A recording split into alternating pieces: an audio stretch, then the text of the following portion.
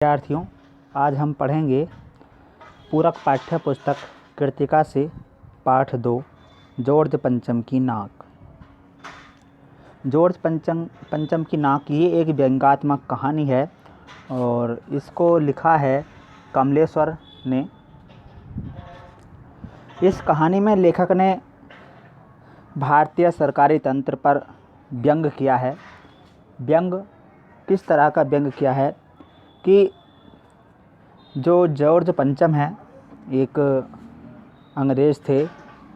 पहले हमारा देश अंग्रेज़ों का ग़ुलाम था, लेकिन वर्तमान में हमारा देश स्वतंत्र है। लेकिन जो भारतीय सरकारी तंत्र है ये भी ऐसा लगता है कि आज भी अंग्रेज़ों का ग़ुलाम है। प्रस्तुत कहानी में उस समय की भारतीय सरकार की मानसिकता व्यक्त की गई है। वर्षों से हम जिनके ग़ुलाम रहे, उन अंग्रेज़ों ने भारत से चले जाने पर भी हमारी मानसिकता पर किस तरह अपना कब्ज़ा कर रखा है, अधिकार जमा रखा है, इस बात को ही इस पाठ में बताया गया है।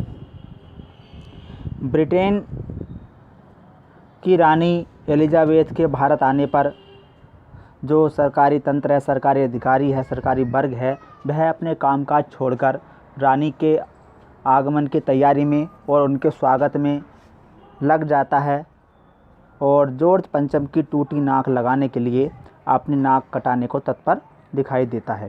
देखिए जॉर्ज पंचम, अब पहले हम ये चर्चा कर लेते हैं कि जॉर्ज पंचम कौन थे। देखिए जॉर्ज पंचम एक ब्रिटिश शासक थे और राजघराने से संबंधित थे। जिस घराने से संबंधित रानी एलिज़ाबेथ द्वितीय जो भारत के दौरे पर आने वाली हैं उसी परिवार से संबंधित थे जॉर्ज पंचम। इसीलिए जॉर्ज पंचम की नाक को लेकर के भारतीय सरकार का जो सरकार है वह इतनी परेशान थी। जॉर्ज पंचम का जन्म हुआ था 1865 में और इनकी मृत्यु हुई थी 1936 में। ठीक है, तो चलिए शुरू करते हैं पाठ। इंग्लैंड की रानी एलिज़ाबेथ द्वितीय अपने पति के साथ हिंदुस्तान के दौरे पर आने वाली हैं। अब जब वह हिंदुस्तान के दौरे पर आने वाली हैं तो भारत के जितने भी अखबार हैं, समाचार पत्र हैं, उन सभी में रानी एलिज़ाबेथ की जन्मपत्री और युवराज ब्रिटेन के फिलिप्स और के कारनामे, क्या क्या काम करते हैं, क्या उनके कारनामे हैं, और जो रानी के नौकर हैं उनके बारे में और यहाँ तक कि जो रानी के कुत्ते हैं उनके फ़ोटो भी अखबारों में छापे जाते हैं। रानी के अंगरक्षकों के बारे में बताया जाता है। रानी के खाना बनाने वाले जो बावर्ची हैं उनके विषय में भी अखबार में छापा जाता है। यानी कि अखबार रानी के आने की खबरों से भरे पड़े हैं। इसके अलावा अखबार में कोई और खबर नहीं छपती है। जो प्राथमिकता दी जाती है रानी से संबंधित जो भी कुछ है उसी को अखबारों में प्राथमिकता दी जाती है। और क्या क्या खबरें छपती हैं? खबरें छपती हैं कि 5000 का रेशमी सूट बनवाया है रानी ने भारत दौरे के लिए और रानी पालम हवाई अड्डे पर उतरने वाली हैं। इस तरह की खबरें अखबारों में छपती हैं। अब जब रानी हिंदुस्तान आने वाली हैं तो भारतीय जो सरकार है वह बहुत परेशान हो जाती है उनके दौरे को लेकर के। मतलब कि तैयारियां करनी है उनके आने के लिए, स्वागत की तैयारियां करनी है। इन सब बातों को लेकर के जो यहाँ का प्रशासन है परेशान हो जाता है। इंडिया गेट के सामने जॉर्ज पंचम की एक मूर्ति है, उस मूर्ति की सफाई की जाती है और उसके चारों ओर पहरा लगा दिया जाता है कि इस मूर्ति को कोई भी हानि ना पहुंचाए। लेकिन जो भारतीयों में अंग्रेज़ों के प्रति गुस्सा है वह शांत नहीं हुआ है। इस सिक्योरिटी के होने पर भी जो कोई ना कोई जॉर्ज पंचम की नाक को तोड़ देता है और जो इंडिया गेट के सामने जॉर्ज पंचम की लोट है अर्थात मूर्ति है, उसकी नाक गायब हो जाती है। एक खबर चारों ओर फैल जाती है और इस खबर से सरकारी तंत्र बहुत परेशान हो जाता है। जॉर्ज पंचम हम बता चुके हैं आपको, राजघराने से संबंधित भूतपूर्व ब्रिटिश शासक थे। इन्हीं की मूर्ति अंग्रेज़ों ने जब भारत गुलाम था तब बनवाई थी।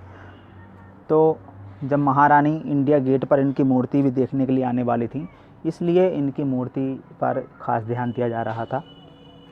अब उनकी नाक गायब हो गई तो सरकारी तंत्र परेशान हो गया, और दूसरी ओर जितने भी शहर के अंदर और दूसरी इमारतें हैं उनकी धूल साफ़ करवाई गई, सड़कें साफ़ करवाई गई, सब कुछ सारी व्यवस्था ठीक कर ली गई। लेकिन एक ही कमी रह गई, जॉर्ज पंचम की नाक नहीं थी। जो जॉर्ज पंचम की लौट थी, मूर्ति थी, उसकी नाक गायब थी। अधिकारी परेशान थे, कोई समाधान उन्हें नहीं सूझ रहा था। तब अधिकारियों ने एक मूर्तिकार को बुलाया। अब मूर्तिकार ने कहा कि एक उपाय तो है। मूर्तिकार ने कहा कि एक उपाय तो है मेरे पास,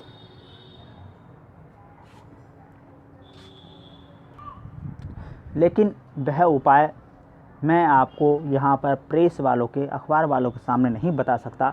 इसके लिए एकांत में मैं आपको वह उपाय बताऊँगा। तो एक कमरे में मीटिंग बुलाई गई, सभी अधिकारी और उस मूर्तिकार को बुलाया गया। सारे खिड़की दरवाजे बंद कर दिए गए, किसी पत्रकार को अंदर आने की अनुमति नहीं दी गई। अब मूर्तिकार ने उपाय बताया कि आप परेशान ना होइए, मेरे पास एक समाधान है। हमारे देश में ना जाने कितने महापुरुष हुए हैं, उनकी मूर्तियां बनी हुई हैं। किसी न किसी महापुरुष की मूर्ति की नाक जॉर्ज पंचम की नाक पर फिट बैठ जाएगी, उसी की नाक इस पर लगा दूंगा मैं। अब मूर्तिकार ने कहा कि ये खबर किसी भी अखबार में नहीं छपनी चाहिए, किसी अखबार वाले को इस बात का पता नहीं चलना चाहिए। सभी अधिकारियों ने उस मूर्तिकार को अनुमति दे दी और मूर्तिकार के देश भ्रमण की व्यवस्था कर दी गई। अब मूर्तिकार पूरे देश में भ्रमण के लिए जाता है और जो हमारे देश में महापुरुषों की मूर्तियां हैं उन मूर्तियों की नाक को नापता है। और उसने पहले से ही जो जॉर्ज पंचम की नाक है उसका साइज ले रखा है, नाप ले रखी है। नापता है कि किसी मूर्ति की नाक उस पर फिट आ जाए। वह बम्बई जाता है, वहाँ पर दादा भाई नौरोजी, गोखले, तिलक, इनकी मूर्तियों की नाप लेता है। लेकिन सभी की मूर्तियों की नाक जॉर्ज पंचम की नाक से बड़ी निकलती हैं। उसके बाद में गुजरात जाता है, वहाँ पर गांधी जी, पटेल, इनकी मूर्तियों की नाक की नाप लेता है, वह भी बड़ी निकलती है। और बंगाल जाता है, वहाँ पर सुभाष चंद्र बोस, रविंद्रनाथ टैगोर, राजा राम मोहन राय, इनकी मूर्तियों की नाक की नाप लेता है। तो उनकी नाक भी जॉर्ज पंचम की नाक से बड़ी निकलती है। उत्तर प्रदेश में आता है, मोतीलाल नेहरू, चंद्रशेखर, बिस्मिल, मदन मोहन मालवीय, इन सभी की नाक भी जॉर्ज पंचम की नाक से बड़ी निकलती है। इसके बाद में बिहार के सचिवालय के शहीद बच्चों की नाक की नाप लेता है, तो उन बच्चों की नाप भी जॉर्ज पंचम की नाक से बड़ी निकलती है। तो यहाँ पर लेखक ने ये बात स्पष्ट समझाने की कोशिश की है कि हमारे देश के जो स्वतंत्रता सेनानी हैं, शहीद बच्चे तक हैं, इनका सम्मान भी जॉर्ज पंचम से ऊंचा है। नाक बड़ी निकलने का मतलब क्या हुआ कि मतलब इनका सम्मान हमारे देश में अधिक है जॉर्ज पंचम के मुकाबले। तो यहाँ पर मूर्तिकार सभी की नाकों की नाप लेता है, लेकिन कोई भी नाक जॉर्ज पंचम की नाक पर फिट नहीं बैठती है। अब मूर्तिकार वापस आता है, अधिकारियों से वार्ता करता है, अधिकारियों को सारी बात बताता है। अब अधिकारी वर्ग बहुत परेशान, अब क्या किया जाए। फिर मूर्तिकार कहता है कि मेरे पास एक उपाय और है। फिर से मीटिंग बुलाई जाती है, खिड़की दरवाजे बंद कर दिए जाते हैं। तब मूर्तिकार कहता है मेरे पास एक उपाय है जीवित नाक लगाने का, कि जॉर्ज पंचम के जीवित किसी जिंदा आदमी की नाक लगा दी जाए। सारे अधिकारी आश्चर्य में पड़ जाते हैं, सोच में पड़ जाते हैं कि ये कैसा उपाय है।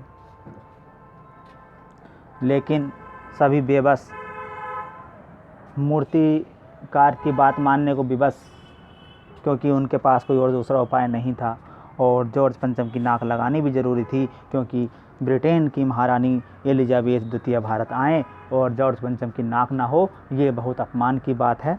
ये सोच करके ये जो अधिकारी हैं मूर्तिकार को ये अनुमति दे देते हैं जिंदा नाक लगाने की। अब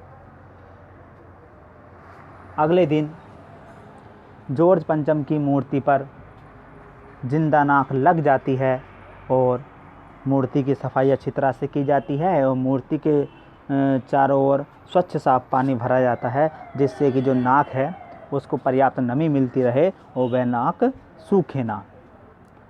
अगले दिन अखबार में केवल यही खबर छपती है कि मूर्ति पर जिंदा नाक लग गई और पूरा अखबार सारा खाली रहता है। उस दिन पूरे देश में ना कोई स्वागत समारोह हुआ, ना कोई उद्घाटन समारोह हुआ, ना कोई खुशी का कुछ कार्यक्रम मनाया गया। अखबार में केवल एक ही खबर रहती है, जॉर्ज पंचम के मूर्ति पर जिंदा नाक लग गई, जॉर्ज पंचम की लोट पर नाक लग गई। अब ऐसा क्यों हुआ पता नहीं।